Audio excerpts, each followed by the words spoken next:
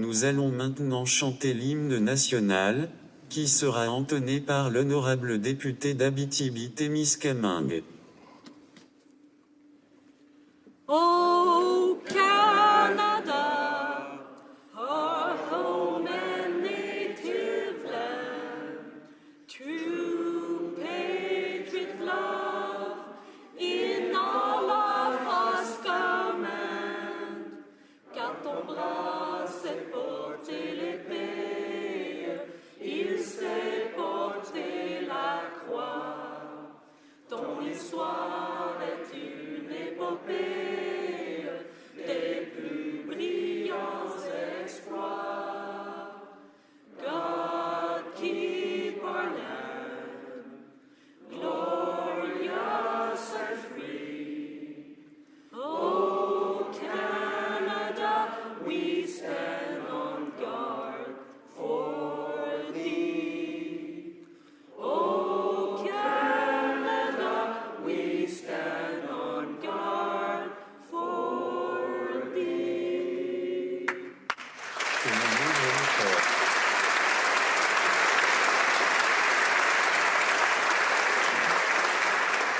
Que l'on ouvre les portes.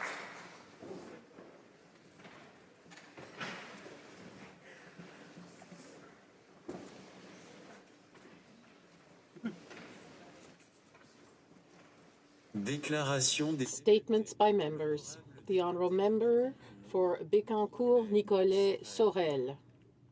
Mr. Speaker, allow me to say that it's a great honor for me to call you Mr. Speaker here in this chamber today. It's a title that suits you perfectly. I've seen many faces go through this place, but it's always been a pleasure to recognize yours over the 21 years that you dedicated to the citizens of Ottawa-Vanier. They were able to count on you when the survival of the Montfort Hospital was threatened, and you were still there a decade later when it was expanded rather than closed. They were able to count on you to defend the rights of francophones, both at home and throughout Canada. And here you are here again today at the heart of the battle to make Ottawa officially bilingual. On behalf of the members of the Bloc Québécois, I salute your indefatigable commitment to your constituents, to francophones everywhere, and to the noble democratic values that this House should never lose sight of. Thank you, Mr. Speaker.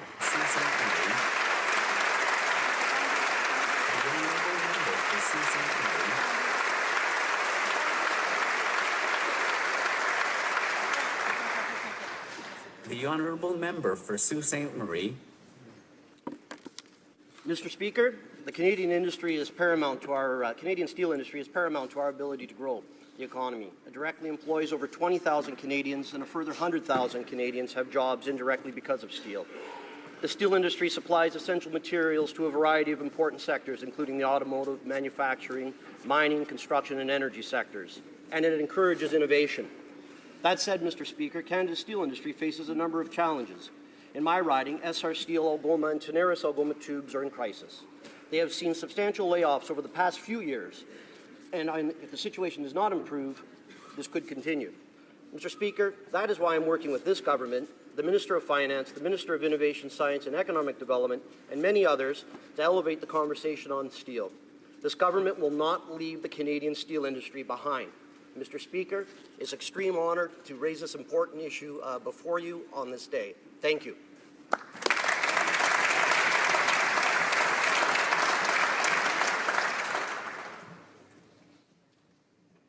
The Honourable Member for Flamborough, Glanbrook. Mr. Speaker, last week the Flamborough Chamber of Commerce announced the winners of their 2016 Outstanding Business Achievement Awards. These top businesses will be recognized April 1st, and I can tell you they're not fooling. The Flamborough Chamber is a very active organization in our community and is truly a model for supporting the small and medium-sized enterprises that are the backbone of the Canadian economy. While every winner is outstanding in their own right, there will be two special awards given out this year that I would like to highlight. First, the Lifetime Achievement Award will go to Jim Wilkinson of Wilkinson Heavy Precast. Jim is a past president of Flamborough Chamber, and his business has been an innovative local manufacturer for over 60 years. Second, the Town of Flamborough Award goes to Pat McNally for 40 years of service with the Rotary Club of Waterdown. But what's truly amazing is that Pat is 101 years old, an incredible lifetime community of service record. Mr. Speaker, on behalf of the members of this House, I extend thanks and congratulations to the Flamborough Chamber and the thriving businesses within the Flamborough community.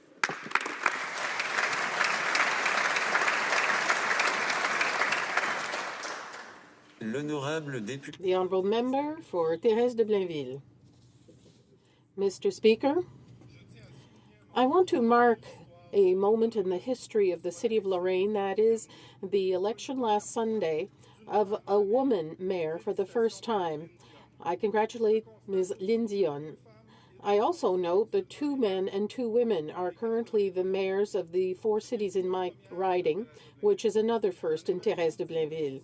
This is an event worthy of mention. This male-female parity during the same week where we are celebrating International Women's Day.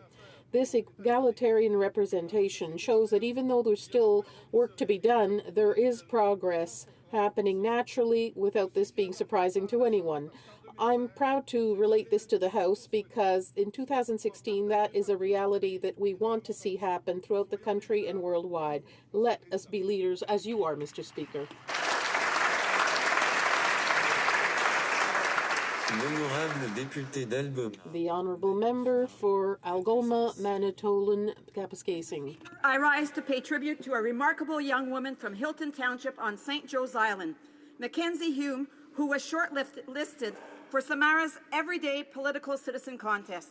Mackenzie is proof that age doesn't matter, and this 16-year-old Central Algoma secondary school student has earned every one of her accolades with a string of impressive accomplishments. In the 7th grade, at the age of 12, Mackenzie spent 3 weeks at Queen's Park in the Ontario Legislative Page Program. She followed that up by participating in the inaugural year for Ontario's Model Parliament and will be joining us here at Parliament next year as a participant in the Forum for Young Canadians program. Mackenzie is also one of 2 student trustees in the Algoma District School Board. On top of all of this, she still finds the time to volunteer both in her communities and at political events.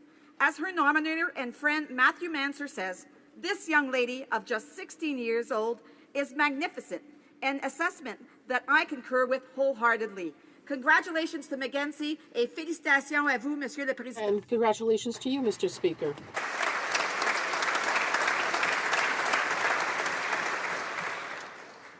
The honourable member for West Vancouver, Sunshine Coast, Sea to Sky Country.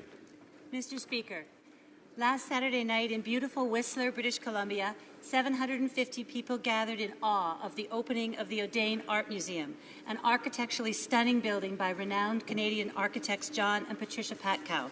The O'Dane Art Museum is the vision, creation, and gift to Canada of Michael O'Dane and Yoshiko Karasawa.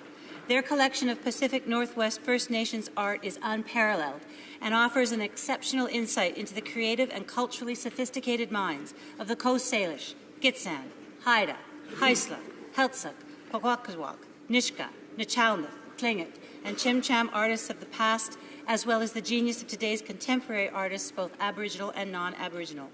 The museum was established for the purpose of bringing the art and life of British Columbia from the earliest times to today for all. Yet another very good reason to visit Whistler. Canadians will be surprised, moved, and you're all invited.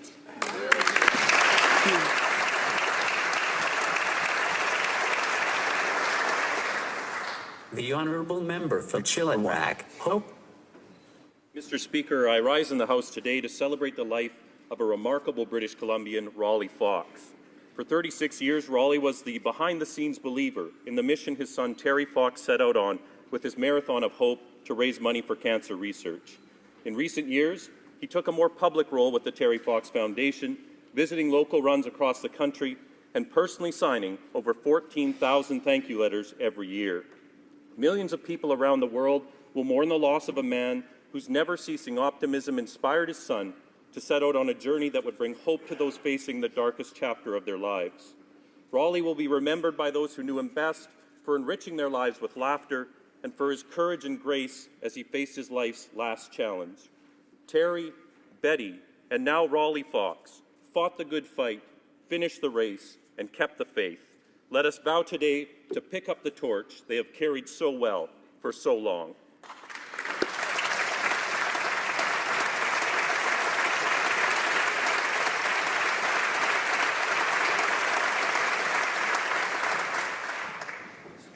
The honourable member for Niagara Centre.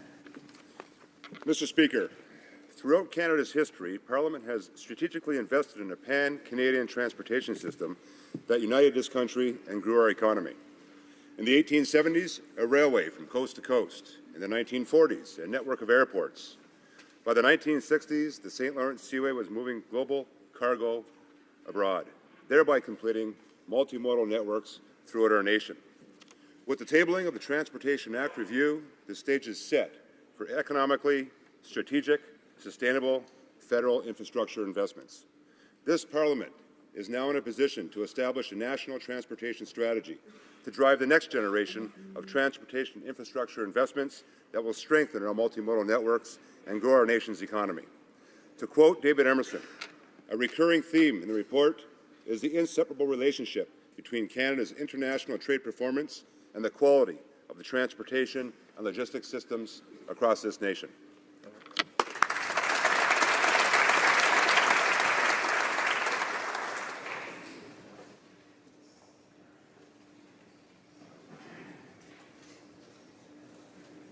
The honourable member for Lakeland. Mr. Speaker, on Monday, the Minister of Natural Resources spoke at the Prospectors and Developers Convention. Mining contributes $57 billion to our GDP, but it's struggling in a long downturn. He acknowledged uncertainty is bad for the business, but the government's transitional regulatory approach creates instability, deters investment, and causes job losses. Meanwhile, the Prime Minister was minutes away naming 2 pandas and didn't stop in to the largest mining meeting in the world. I guess the PM figured pandas don't ask tough questions or need real answers. Tomorrow he's rubbing elbows at the Centre for American Progress that calls Canadian energy dirty business. LNG projects are at risk. There's no deal on softwood lumber. Now we know making priorities is hard, and maybe they're just not ready yet, but it's a bad pattern. Canadians will start to have some joy when the Liberals give them hope that they have a real plan for the hundreds of thousands of workers whose jobs are on the line in our world-leading natural resources sector.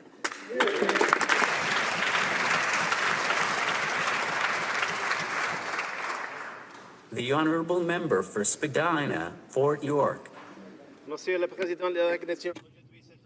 Mr. Speaker, today it's a great honor to take the floor. Will be held as the names of close to 800 people who have died on city streets is read aloud and projected onto the side of a church that is just literally a heartbeat away from Toronto City Hall.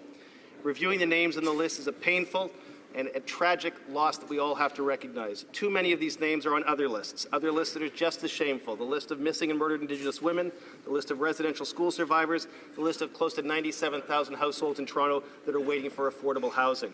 None of these are lists that any person should be on. Housing can no longer be seen as a problem that needs to be solved. Housing is the solution to so many of the challenges we face in this country. As the names are read aloud tonight in Toronto, let us stand here united as a parliament and as a country to make sure that these lists stop growing. Let us do it by building safe, affordable, and most importantly, supportive housing in Canada. Hear, hear.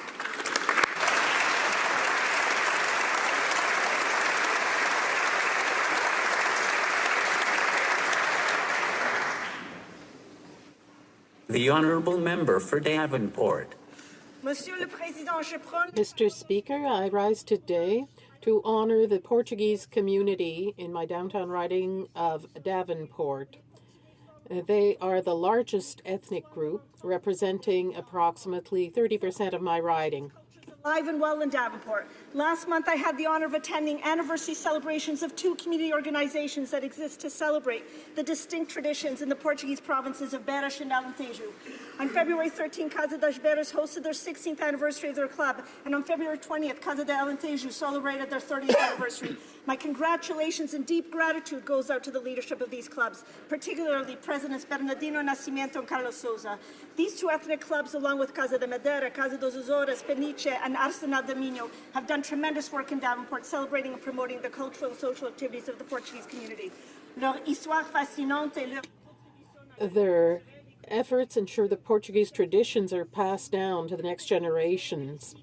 This is one of Canada's greatest success stories.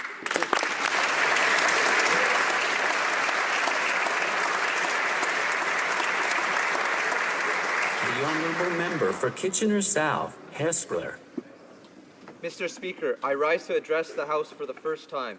I want to thank my constituents in the new riding of Kitchener South Hespeler for placing the trust in me. Service to my constituency will always be my first priority. I also rise today to recognize the significant contributions of Toyota Motor Manufacturing Canada to my constituency and the region. This year, Toyota will celebrate 30 years in my riding. Toyota employs 8,000 people in Cambridge and nearby Woodstock. Within the next couple of months, Toyota Canada will have produced 7 million vehicles. The multiplier effect in the auto parts industry and local businesses is enormous. Toyota is a responsible corporate citizen, participates in the community, and supports worthy local causes. For my riding of Kitchener South Hespeler, I cannot stress enough the importance of the automobile industry and Toyota in particular. Thank you, Mr. Speaker.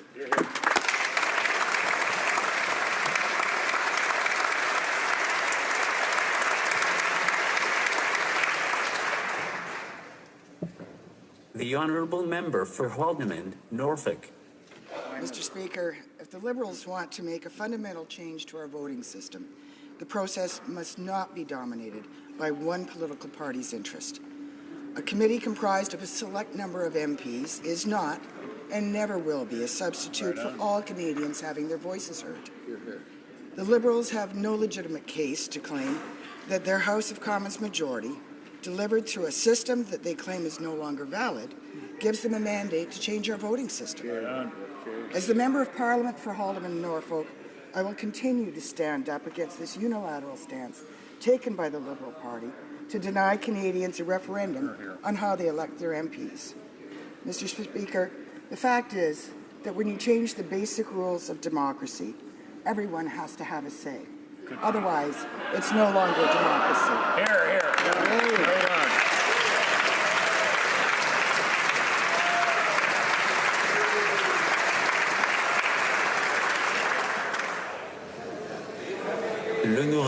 The honourable member for Châteauguay-Lacolle. Mr. Speaker, I'd like to take this opportunity to congratulate and thank before this House the citizens of Châteauguay-Lacolle, notably Jean-François Lavallée, founder of the Refugee Welcoming Committee of Greater Châteauguay, and Annick Sauvé, president of Entraide Mercier, who established an initiative to sponsor a Syrian family, the first in our community. The process begun last fall was effective because the Aldas family, made up of 3 children and another on the way, arrived in Canada February 18th. The refugees recently settled in their own house in Châteauguay. This is the first experience in Greater Châteauguay, but given the reception by the population, it won't be the last. I also wish to underscore the implication of Claudette Lévesque, Catherine Hooper, and Father Clément Lafitte, and all the donors in this great project. The honourable member for North Island, Powell River. Thank you, Mr. Speaker. Last week on March 4th, the community of Powell River and Tla'amin First Nation celebrated an elder named Dr. Elsie Paul. A deeply respected elder, members of both Tla'amin and Powell River joined in the spirit of reconciliation to recognize the work and commitment Elsie has shown to building a stronger community, both within her nation and in the communities surrounding it. Raised by her grandparents, Elsie had limited interaction with residential school. This allowed her to be raised in her culture, to be fluent in her mother tongue, and to learn from the rich environment around her. Elsie is a beacon of traditional knowledge, feeding the roots of her people and seeing them flourish with her efforts. This leadership only grew across Canada and the world when she published a book on her life called Written as I Remember It. I want to thank Elsie for being who she is, for holding the culture safe to pass on to another generation, and for being the graceful woman that she is.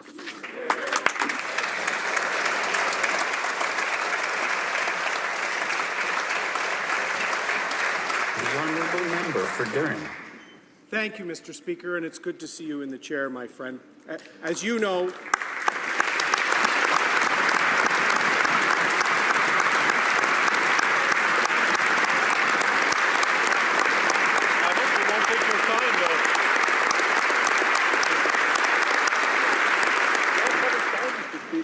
As you know, Mr. Speaker, I've always tried to be as sweet in this House of Commons as you have. But today I'm extra sweet because I'm talking about the Purple Woods Maple Syrup Festival in the Durham region, Mr. Speaker. Starting this Saturday and running through April, the most family-friendly event in our area is running, where you can go on trail rides, horse rides, see the Pioneer Village, and your children can watch sap transformed into maple syrup. I'd like to congratulate the Central Lake Ontario Conservation Authority for this 41st festival, and the fun continues to May 7th in historic Bowmanville for Maple Fest, where we continue to celebrate our local maple syrup industry and farms like Trails End in Bowmanville and Ashton's in Port Perry. So I invite all members of this House, I invite you, Mr. Speaker, and all Canadians to the Purple Woods Maple Syrup Festival, to Maple Fest in the Durham region, and if you come on March 14th, I'll flip you a pancake myself.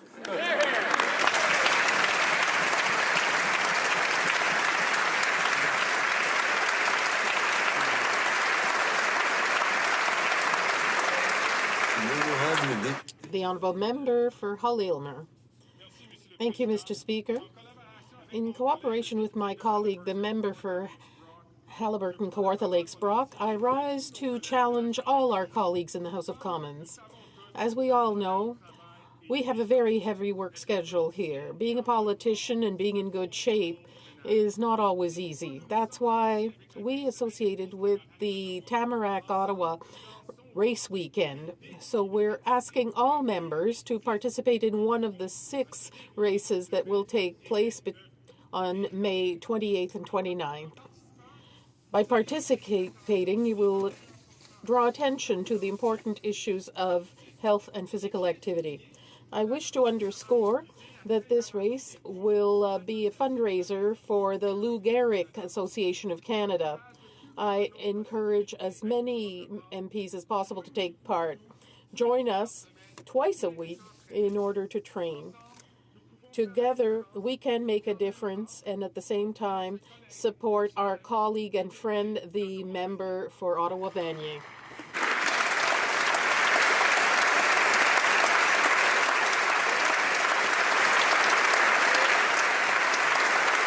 Oral questions. The Honourable Leader of the Opposition. Oral questions. The Honourable Leader of the Opposition.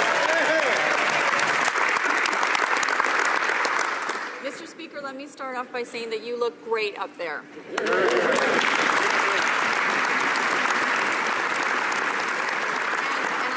Remark that you've achieved in a very short period of time what many speakers dream of, which is a well-behaved chamber. Mr.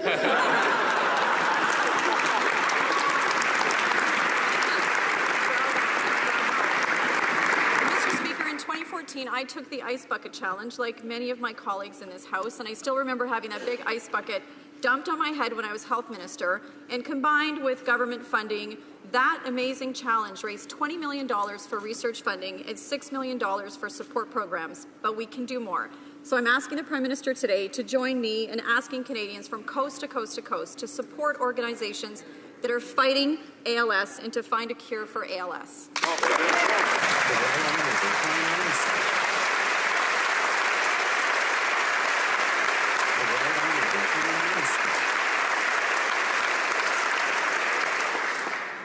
Mr. Speaker, it's a tremendous pleasure to see you there today. I thank my honourable colleague for her question and for her leadership, both as an individual and as a former health minister on this. And I salute you as honourable member for Ottawa-Vanier and Speaker for the dignity and grace that you bring to the House every day as you battle this terrible disease. Like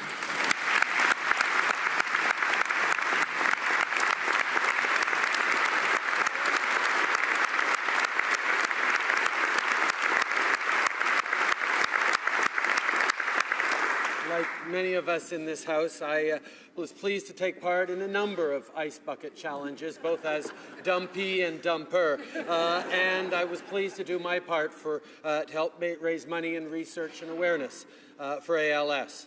Canadians pride themselves on looking out for one another, and I join the Leader of the Opposition in urging everyone to give your time and financial support to organizations that are working so hard to find a cure for this terrible disease.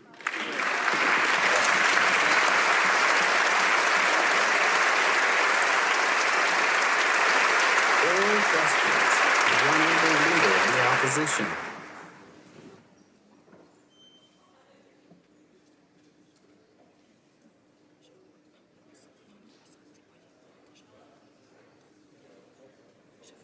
The Right Honourable Prime Minister.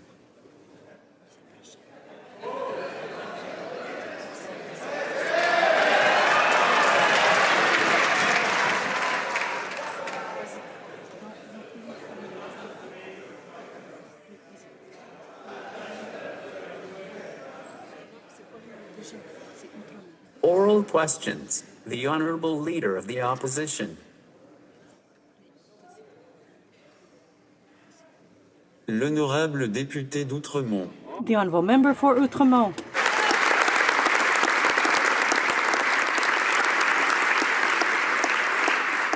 Merci, Monsieur le Président.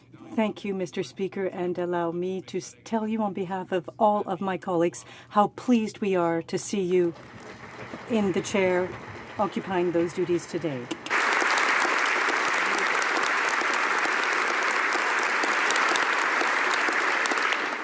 Monsieur le Président, Mr. Speaker, last week, the member for Ottawa-Vanier was congratulated for work supported to the Francophone community in Ottawa. The NDP shares your conviction. We must celebrate and protect our official languages across the country. Almost 1 out of every 4 Francophones lives outside Quebec.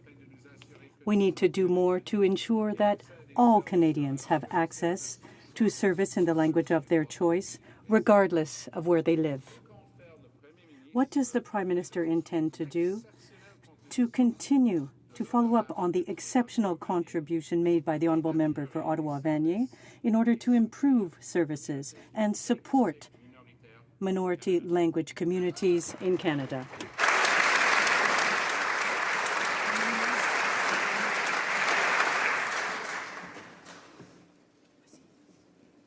Le très honorable The Right Honourable Prime Minister.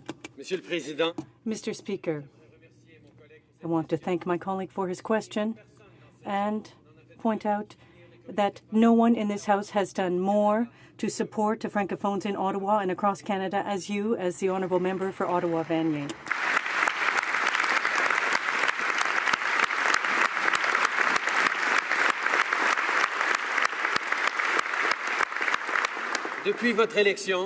Since your election in 1995, you have fought a tireless battle for linguistic duality in Canada, national unity, and a fair society for all.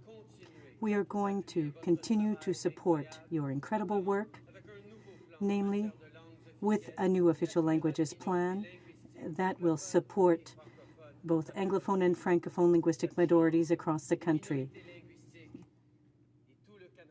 This House, linguistic minorities, and all Canadians, thank you for your service.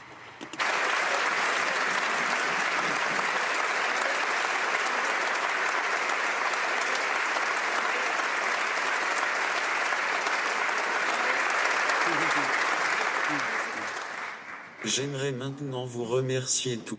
I would like to thank you all, colleagues, for the exceptional privilege that you have given me to serve as the honorary Speaker of the House of Commons today.